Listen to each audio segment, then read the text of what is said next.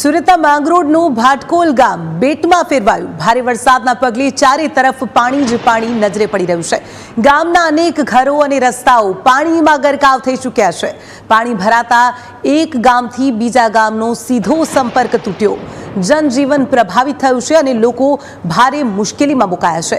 वाहन व्यवहार खोरवाता स्थानिकोने भारे मुश्केली पड़ी रही छे। वरसादनी परिस्थिति पर तंत्र द्वारा सतत नजर राखवामां आवी रही छे।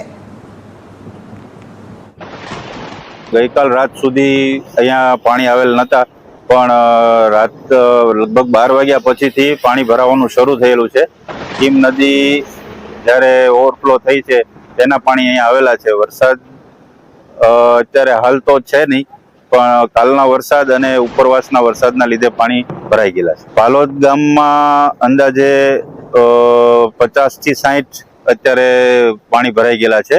ખાસ કરીને નીચાણવાળા વિસ્તારમાં ખાનસરી કોલોની, જૂના પાલોદ ગામોમાં અને કોઠવા ગામે પણ અંદાજે 70 જેટલા ઘરોમાં પાણી ભરાયેલા છે। સુરત જિલ્લામાં પડેલા ધોધમાર વરસાદને લઈને જે કીમ નદી છે તે ગાંધીતુર બની છે। કીમ નદી ગાંધીતુર બનતા જે કીમ નદી નજીક આવેલા જે ગામો છે તેમાં પાણી ફરી વળ્યા છે। હાલ આપણે જે ઊભા છે તે ભાટકોલથી કોઠવા તરફનો રસ્તો છે। ભાટકોલથી કોઠવા તરફના મુખ્ય રસ્તા પર ઘૂંટણસમાં પાણી ભરાયા છે, તેને લઈને લોકોને જવા માટે હાલાકીનો સામનો કરવો પડે છે। આપ સીધા દ્રશ્યો જોઈ શકો છો, જે કીમ નદીના પાણી છે તે કોઠવા ભાટકોલ ગામમાં ફરી વળ્યા છે અને 100 થી વધુ ઘરોમાં પાણી ફરી વળ્યા છે। વહીવટી તંત્ર દ્વારા બાજ નજર રાખવામાં આવી રહી છે અને વહીવટી તંત્ર દ્વારા લોકોને અપીલ પણ કરવામાં આવી રહી છે કે કામ વગર ઘરની બહાર નીકળવું નહીં।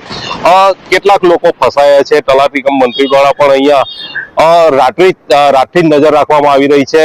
કેટલાક લોકો ફસાયા છે તેને રેસ્ક્યુ કરવાની ફરજ પણ પડી શકે છે। ત્યારે જે રીતે કીમ નદીનું જળસ્તર વધી રહ્યું છે તેને લઈને લોકો હાલ ચિંતામાં છે। ત્યારે વહીવટી તંત્ર દ્વારા પણ ચાંપતી નજર રાખવામાં આવી રહી છે। Mahendra Patel, news capital, Surat.